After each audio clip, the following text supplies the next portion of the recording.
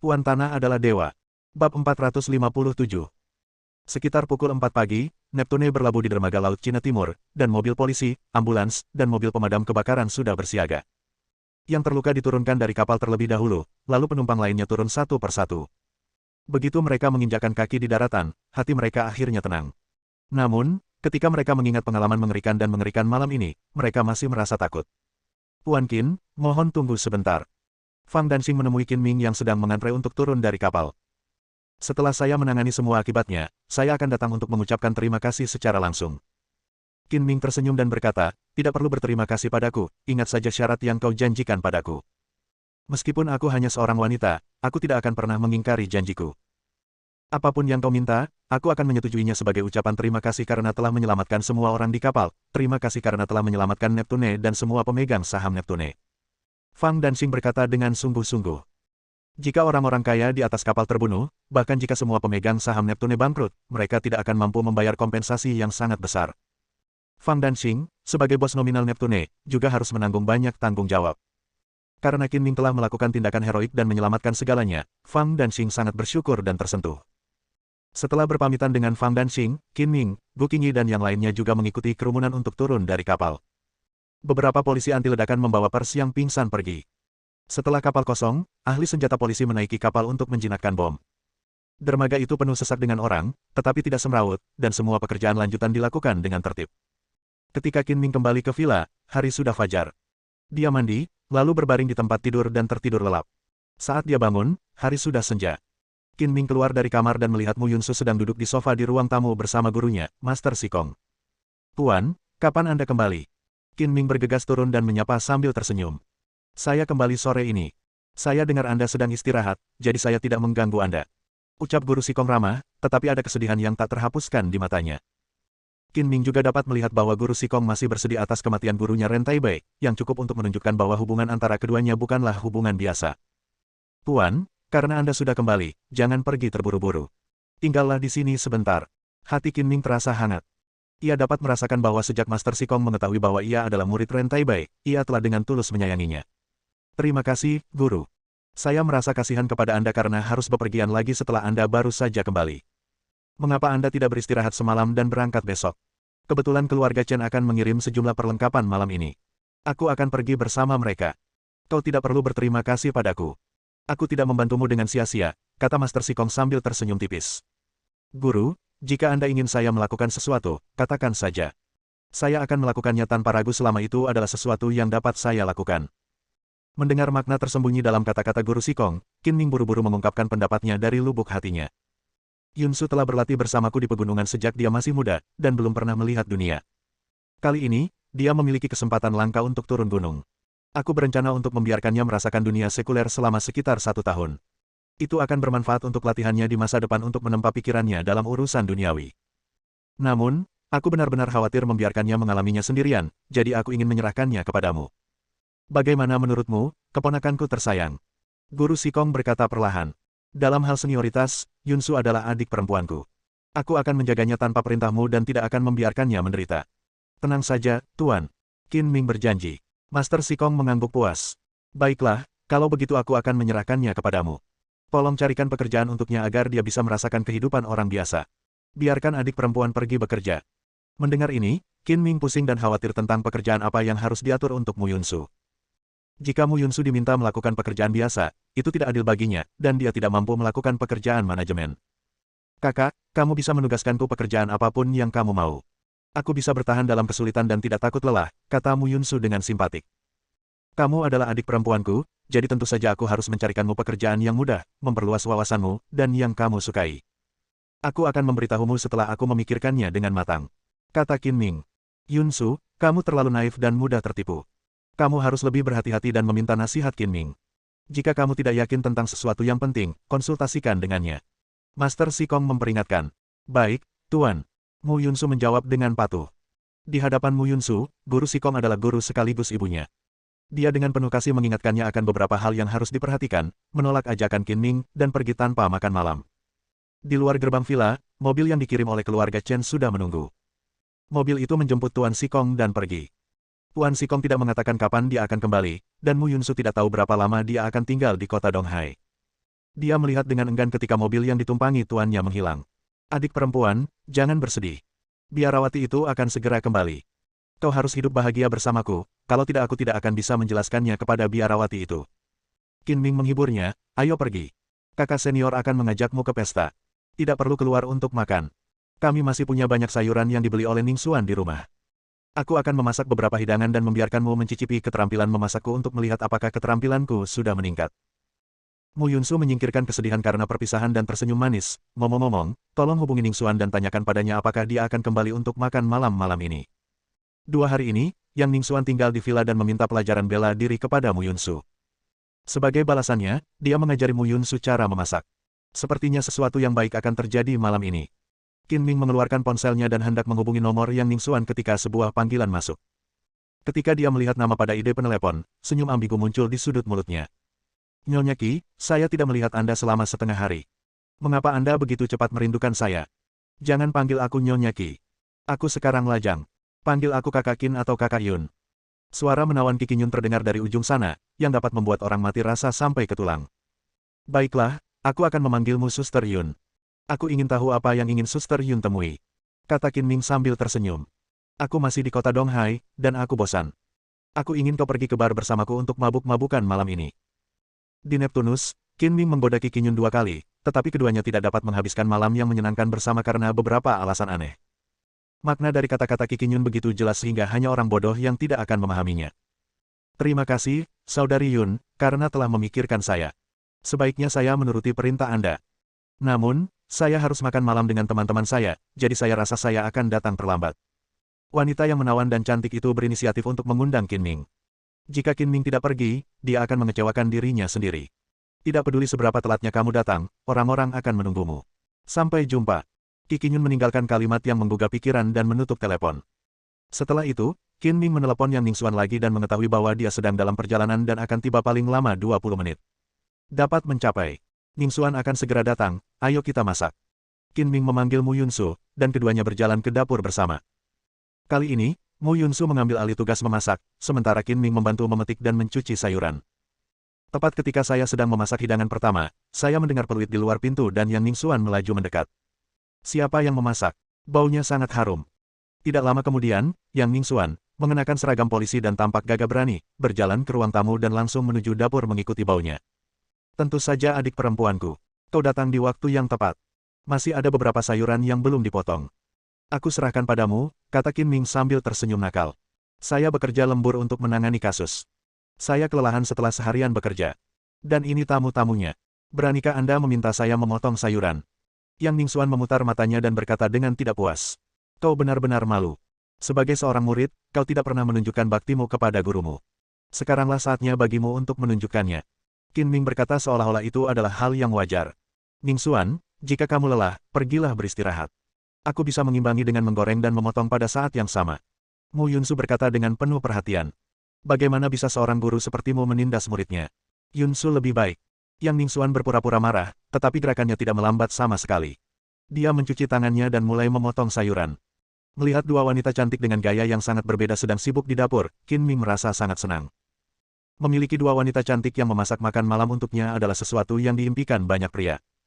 Saya mendengar bahwa sesuatu terjadi pada Neptune. Kapal itu dibajak oleh teroris dan banyak orang terbunuh. Tuan Murahan, Anda juga berada di Neptune. Katakan padaku, apa yang terjadi? Kata Yang Ning Xuan sambil memotong sayuran. Pembajakan Neptune merupakan kasus besar yang menggemparkan seluruh negeri. Namun, untuk menghindari dampak buruk, berita tersebut diblokir secara ketat. Secara khusus, para pemegang saham Neptune menyuap semua media besar untuk melarang pelaporan insiden tersebut. Jika tidak, begitu berita itu menyebar, itu akan menjadi pukulan fatal bagi reputasi Neptune, dan saya khawatir hanya sedikit orang yang berani menaiki kapal ini di masa mendatang. Tim polisi yang dipimpin Yang Ning Xuan mengirimkan sejumlah besar petugas polisi untuk menyelidiki dan menangani kasus tersebut. Karena Yang Ning Xuan memiliki kasus penting lainnya, dia tidak dikirim. Dia hanya mendengar tentang pembajakan Neptune dan tidak mengetahui detailnya. Karena tidak ada yang bisa dilakukan, Qin Ming memindahkan kursi dan duduk di pintu dapur, menceritakan kisahnya dengan jelas. Selain fakta bahwa dia menggoda gadis-gadis, dia tidak menyembunyikan apapun. Bagaimanapun, Yang Ning Xuan adalah seorang polisi, dan ada ratusan saksi di tempat kejadian. Cepat atau lambat, dia akan mengetahui keseluruhan cerita, dan dia tidak akan bisa menyembunyikannya.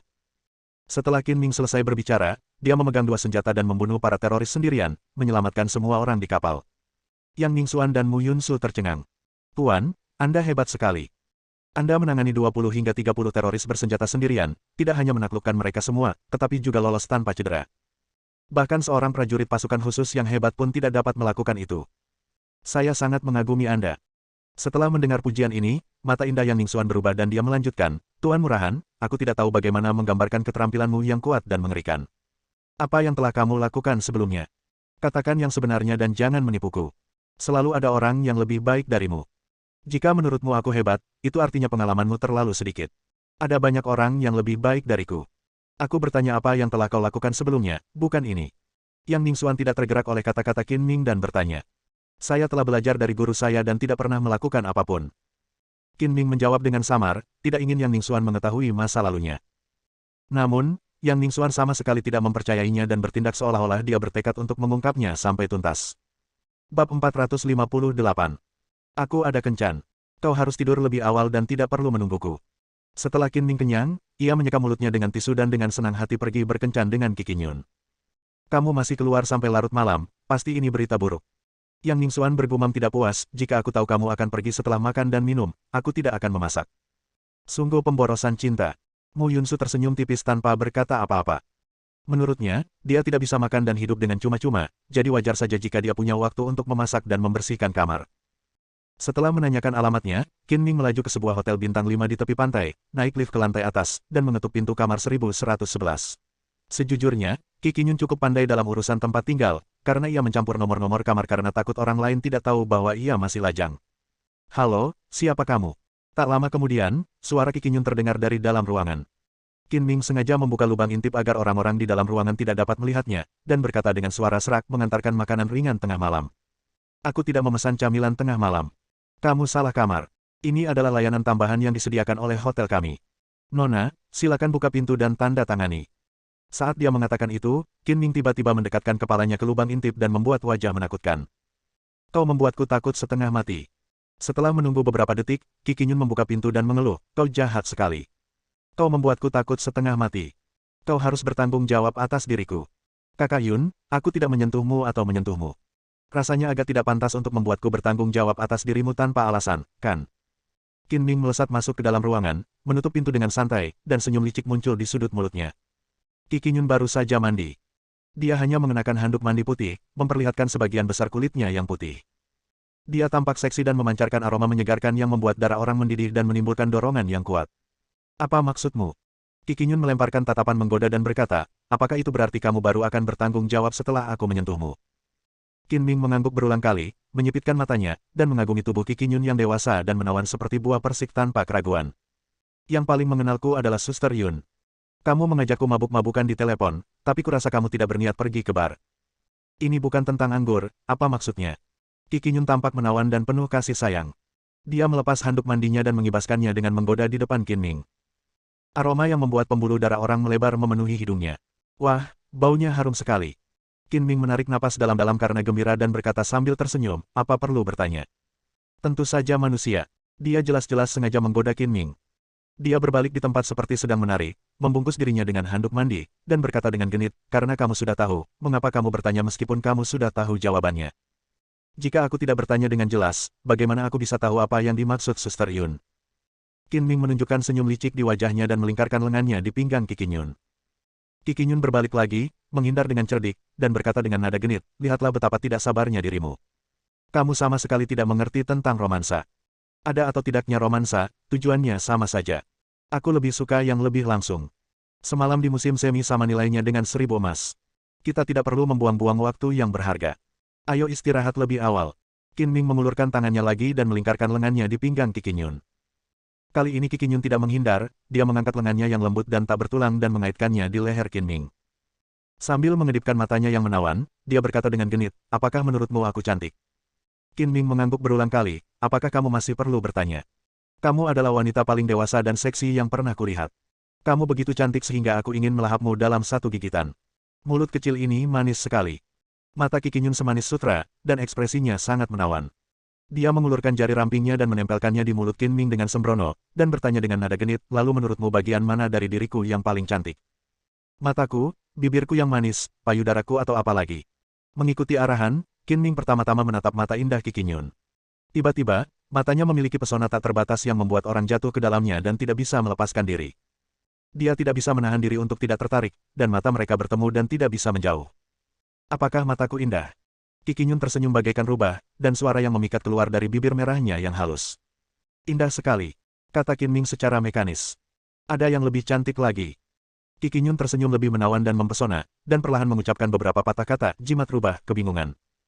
Pada saat yang sama, matanya yang indah tampak memancarkan hati buah persik yang tak terhitung jumlahnya, satu demi satu, yang tertanam di mata Qin Ming. Tatapan mata Qin Ming menjadi tumpul dan mekanis, dan dia menatap Qi Qinyun dengan tatapan kosong seolah-olah dia bodoh, matanya tidak bergerak sama sekali. Haha, Hades memang seperti ini. Dia tetap tidak bisa lepas dari pesonaku. Qi Qinyun tertawa manis, dadanya naik turun, dan handuk mandi tidak bisa menutupinya dan jatuh ke tanah. Dia mengangkat tangannya dan menepuk dahi Qin Ming sambil berkata dengan marah, dasar bajingan, panggil aku ratu. Nona, kau lebih tua dari adikku. Qin Ming tiba-tiba bergerak, ekspresi bodohnya menghilang, ia meraih lengan Qi Qinyun, membalikkan tubuhnya, dan menekan Qi Qinyun ke dinding. Kekuatannya sedikit terlalu kuat, sehingga benda di dada Qi Qinyun terjepit dan berubah bentuk. Perubahan mendadak itu mengejutkan Qi Qinyun dan dia tidak dapat mempercayainya. Kau, bagaimana kau bisa menghilangkan pesonaku? Ini tidak mungkin. Untungnya, aku punya tekad yang kuat dan hampir jatuh ke dalam perangkapmu. Memang benar bahwa semakin cantik seorang wanita, semakin tidak dapat dipercaya dia. Qin Ming bercanda. Akhir-akhir ini, Qin Ming telah menggunakan energi jahat dalam pedang peminum darah untuk mengasah kekuatan mentalnya. Selain itu, ia memiliki kemauan yang kuat, sehingga sihir biasa tidak berpengaruh padanya sama sekali. Namun, ia harus mengakui bahwa pesona Qi Qinyun sangat istimewa. Pesona itu benar-benar dapat membuatnya kehilangan akal untuk sementara waktu dan membenamkan dirinya di dalamnya. Aku merayumu hanya agar kita bisa bersenang-senang nanti. Aku tidak bermaksud jahat. Lepaskan aku, kau menyakitiku. Kata Qi Qinyun genit, suaranya bisa melelehkan tulang orang. Kau sudah terbongkar. Apakah masih ada gunanya untuk terus berakting? Qin Ming berkata dengan wajah muram, kau menyamar dengan sangat sempurna. Kau bahkan membodohiku. Jika kau tidak memperlihatkan kekuatan supernaturalmu, aku pasti sudah tertipu olehmu. Aku tidak punya kekuatan khusus. Ini adalah teknik pesona yang kupelajari dari seorang guru saat aku masih muda, khusus untuk menyenangkan pria. Tidakkah kau ingin mengalaminya sendiri? Aku jamin kau akan merasa lebih nyaman daripada dewa yang hidup malam ini. Qi Qinyun terus merayu. Jadi, teknik pesonamu adalah keterampilan khusus. Tanya Qin Ming dengan nada main-main. Bisa dibilang begitu. Sejauh yang aku tahu, semua keterampilan harus dilakukan dengan ki sejati atau kekuatan internal, dan kamu tidak memiliki ki sejati di tubuhmu, dan kamu masih ingin menipuku. Qin Ming mendengus dingin, lalu berkata, jangan bandingkan aku dengan pria-pria yang tidak bisa menggerakkan kaki mereka saat melihat seorang wanita. Baik itu teknik atau hal lainnya. Mereka tidak punya niat jahat terhadapmu, mengapa tiba-tiba kau menentang mereka? Apakah kau tidak punya simpati terhadap wanita? Kau menganggap remeh kebaikan orang lain. Kau benar-benar orang jahat. Melihat bahwa bertingkah genit tidak ada gunanya, Qi Qinyun berkata dengan marah. Aku terlalu malas berdebat denganmu, teruslah berpura-pura. Jelas merupakan pilihan yang tidak bijaksana untuk bertengkar dengan seorang wanita, jadi Qin Ming melepaskan tangannya karena kecewa. Qi Qinyun menggerakkan tangannya, berbalik, dan cemberut, seolah-olah dia telah menderita ketidakadilan yang besar. Dasar pria bau, kau telah menyia-nyiakan kebaikanku. Aku telah memilih orang yang salah. Keluar dari sini. Akulah yang salah menilai dirimu. Sayang sekali kamu tidak pergi membuat film dengan kemampuan aktingmu yang nyata. Qin Ming tidak bisa menahan diri untuk tidak mencibir. Dia pikir sesuatu yang baik akan terjadi malam ini, tetapi ternyata dia hanya tahu penampilan tetapi tidak tahu hati. Dia ditipu oleh Qi Qinyun. Pria manapun akan kesal jika itu dia. Jika dia laki-laki yang punya sifat pemarah, dia tidak akan membiarkan Qi Qinyun pergi kecuali dia memanfaatkannya untuk melampiaskan amarahnya malam ini. Akui saja kebenarannya. Kamu adalah anggota Nirvana. Apa aku benar? Tatapan mata Qin Ming tiba-tiba menjadi tajam, seperti dua bilah tajam yang menusuk hati Qi Qinyun, dengan dingin yang dapat menembus segalanya. Apa itu Nirwana? Qi Qinyun bertanya dengan bingung. Ada banyak orang dengan kemampuan khusus di Nirvana, dan mereka menyimpan dendam terhadapku. Tidak masalah jika kau tidak mengakuinya. Tunggu sampai aku menemukan saksi dan lihat apa yang akan kau katakan. Kata Qin Ming dengan nada bercanda. Aku tidak tahu apa yang kau bicarakan. Silakan pergi. Aku lelah dan perlu istirahat. Tidak ada lagi pesona di wajah Qi Qinyun. Dia mengerutkan kening dan tampak sedingin es. Kau begitu terburu-buru ingin menyingkirkanku. Apa kau merasa bersalah? Kenapa kau tidak meminta orang-orang di kamar sebelah untuk keluar dan menemuiku? Kemampuan perspektif Qin Ming tidak untuk dipamerkan. Ketika dia berdiri di luar pintu dan mengamati kamar tamu Qi Qinyun, dia juga melirik ke sekeliling kamar sebelah dan mendapati bahwa ada 4 pria berjas dengan senjata di setiap kamar. Tepat setelah Qin Ming mengatakan ini, orang-orang yang bersembunyi di kamar sebelah menyembunyikan pistol mereka yang telah dibungkam di balik pakaian mereka, diam-diam berjalan keluar ruangan, dan mengepung pintu kamar tamu Qi Qinyun, menunggu perintah untuk masuk. Selain itu, Qin Ming juga melihat orang yang mengintai itu sedang memegang serangga. Sepertinya ada serangga di ruangan ini, dan orang-orang di sebelah dapat mendengarnya dengan jelas. Mata Qi Qinyun berkilat kaget. Dia tidak menyangka Qin Ming benar-benar tahu situasi di kamar sebelah, tapi itu hanya kilasan kaget. Dia terus berpura-pura bingung dan berkata, "Aku tidak tahu apa yang kamu bicarakan. Silakan pergi." "Benarkah?" Qin Ming tersenyum main-main, dan kakinya tiba-tiba bergerak. Dalam sekejap mata, dia membuka pintu dan bergegas keluar seperti seekor citah yang sedang berburu, bertemu langsung dengan orang di luar. Dalam pertarungan jarak dekat, pistol itu tidak berguna di hadapan Qin Ming, dan dia membunuh orang di luar pintu secara tiba-tiba. Tubuhnya mengelak dan bergerak, dan tangan besi serta kakinya menari-nari ke atas dan ke bawah, secepat kilat dan seganas binatang buas. Plop, plop. 8 orang di luar pintu jatuh ke tanah satu demi satu. Dalam waktu singkat, hanya Qin Ming yang tersisa berdiri di lapangan, dan ada ratapan di mana-mana. "Sekarang setelah kami menangkap basa kalian, bagaimana kalian bisa membantah?" Qin Ming merapikan pakaiannya, menoleh, dan menatap Qi Qinyun dengan dingin. "Lain kali aku tidak akan membiarkanmu pergi begitu saja, jadi jaga dirimu baik-baik." Setelah mengatakan itu, Qin Ming berjalan pergi, sambil merasa sangat tertekan. "Aku benar-benar salah. Aku tidak menyangka Qi Qinyun adalah anggota Nirvana. Dia telah memprovokasiku beberapa kali. Jika aku tidak melampiaskannya, aku pasti akan mengalami luka dalam. Sepertinya aku tidak bisa begitu saja memetik bunga liar di pinggir jalan di masa depan." Bersambung.